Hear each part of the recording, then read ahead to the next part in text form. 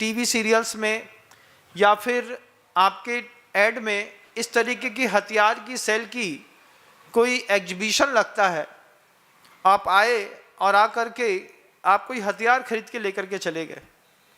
जैसे उज्जैनी लोग आते हैं तो यहाँ से तलवार खरीद करके ले जाते हैं, तलवार खरीद के ले गए, क्या है महाराज जी काम आएगी घर के अंदर, देखेंगे कभी ना कभी तो चलाएंगे एक आध दिन। थोड़ी आवाज़ में एक अलग सी मान कषाय रहती है, और उसमें आपने तलवार खरीद ली, गन खरीद ली, कोई छुरा खरीद लिया, छोटा कोई बम खरीद लिया, हथियार खरीद लिया। अभी हमने सुना कि चीन से कुछ ऐसे बम बनकर के आए, छोटी स्थिति वाले, उसका घनत्व तो बहुत छोटा है, और मकान में नाली के पाइप के अंदर डाल करके बम फोड़ा तो पूरा का पूरा मकान गिर गया।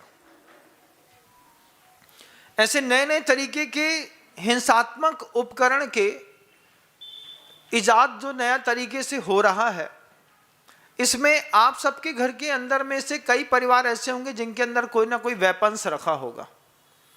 एक बात ध्यान रखिएगा, हिंसा की जो साधन सामग्रियां होती हैं, 19 से बड़ा छुरा अगर चौके के अंदर भी मिल गया तो उस छुरे से कभी आपका भी कत्ल हो सकता है। इस बात की आप हमेशा मन में बात रखिएगा।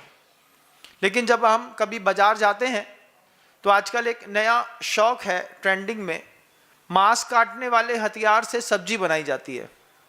जो होटल के शेफ होते हैं वो बड़ा वाला छुरा इस्तेमाल करते हैं, जो कभी मांस वगैरह काटने के काम में आता है। आपके घर के अंदर भी चौके में हो सकता है, जब कभी भी आप किचन होम के अप्लायंस के लिए जब कोई सामग्री खरीदने के लिए जाते हैं तो आपको सबसे बेहतरीन चक्कू पे आकर्षण जाता है, यार थोड़ी और अच्छी वाली चक्कू देना, और अच्छी देना।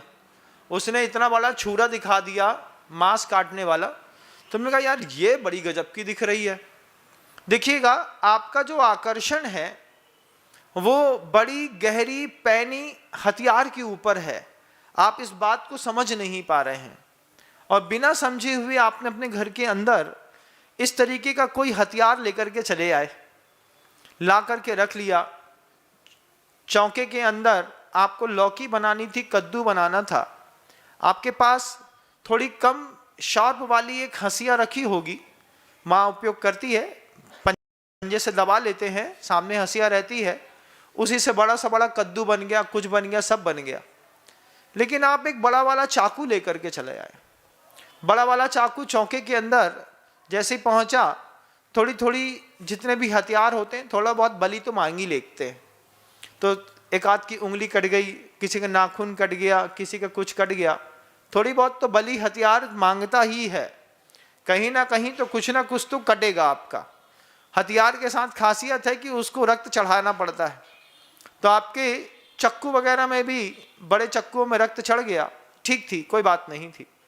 लेकिन अगर आपके परिवार का माहौल धार्मिक नहीं है, घर के बड़े बुजुर्ग अत्यधिक तरीके से दुख शोक ताप आक्रंदन में फंसे रहते हैं, उनके यहाँ बड़े बड़े लोगों के बीच में मान कसाय की मान लीजिए ईर्ष्या है, तो वही हथियार है जो आपके घर के अंदर खतरे की एक बहुत बड़ी घंटी है।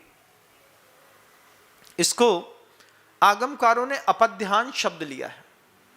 एक ऐसा अपध्यान कि हमें आवश्यकता नहीं थी ऐसा विचार करने की, लेकिन हमारे हाथ में वो चीज आ गई तो हमारी विचार शक्ति वहां तक चली गई।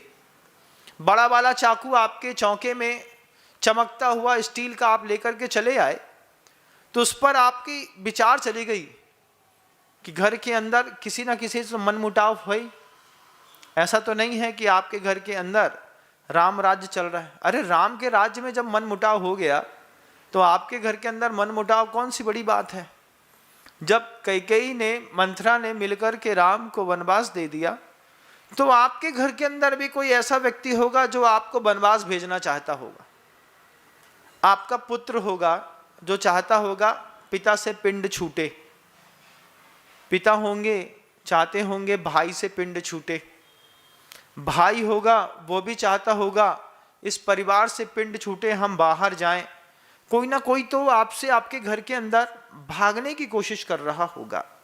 उस वक्त अगर आपके घर के अंदर इस तरीके के हथियार हैं और अगर आप ये सोच करके लाए हैं कि हम इसको सेफ्टी जोन में काम कर रहे हैं, इन्हीं हथियारों से घर के लोगों की हिंसा होने वाली है। मेरे आंख के सामने दो बड़े केस जब आए, एक जबलपुर का आया, 7-8 महीने की बच्ची की कंधे से ऐसा गोली होकर के निकल गई, घबरा गए। एक और केस आया था, रात में सोते में गाड़ी में चूंकि बंदूक लेकर के वो आते जाते थे और आते जाते में बंदूक कमर में फंसी थी। अब कमर की फंसी बंदूक उनने सोते में रात में गाड़ी में गद्दे में रख दी। सुबेरे एकदम से वो गद्दा खींचने पर बंदूक का ट्रिगर ऑटोमेटिकली दब गया और एक गोली निकल करके किसी भी व्यक्ति के कमर में जाकर के लग गई। कोई भावना नहीं थी कि कमर में किसी को गोली मारने की, लेकिन जिसकी लाइसेंसी बंदूक थी उसकी बंदूक से छूटी हुई एक गोली लग गई। फालतू में पुलिस केस, फालतू में हॉस्पिटल, फिर फालतू में क्षमापना और जीवन भर का दो लोगों के बीच का मनमुटाव कि इनमें कोई गलती नहीं थी एक दूसरे की। दोनों प्रेम से एक गाड़ी में बैठे थे, हंसी मजाक किया, एक साथ खाए पिए उठे बैठे, और जब बाहर निकलने का टाइम आया तो पीछे से एक घुसी, गच।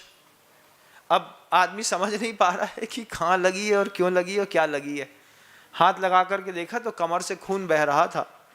थोड़ी देर में गिर गए, पता चला कि बंदूक की गोली छूट गई।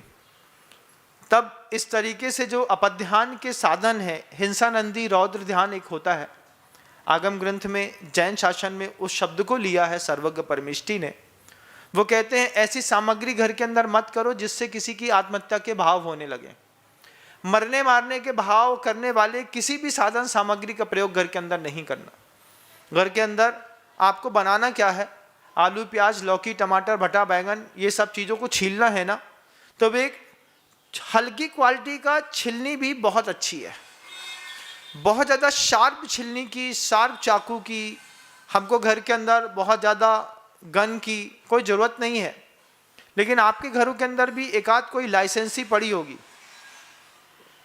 वो जो लाइसेंसी पड़ी है उसका उपयोग हो या ना हो, घर के अंदर की लाइसेंसी का, लेकिन अगर आपके घर के अंदर एक बंदूक पड़ी है तो निरंतर आपको हिंसा का आश्रय हो रहा है। आप निरंतर हिंसा का कर्म बंध तो कर ही रहे हैं। गोली चले या ना चले, दिमाग में तो बैठी है ना कि एक बंदूक घर के अंदर रखी है। जय जैन दोस्तों, अगर आपको मेरी वीडियो अच्छी लगती है तो प्लीज़ मेरे चैनल को लाइक शेयर सब्सक्राइब करिए और इसी तरह से अपना प्यार देते रहिए। धन्यवाद।